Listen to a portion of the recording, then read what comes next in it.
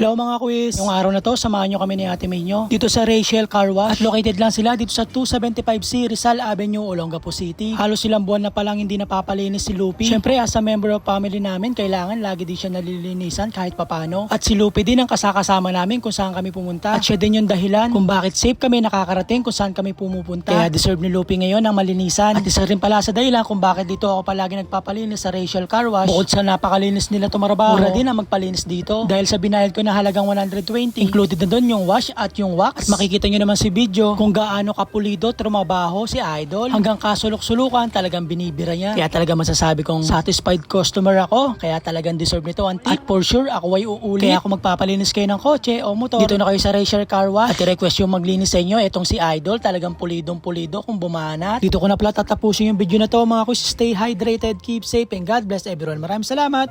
Bye!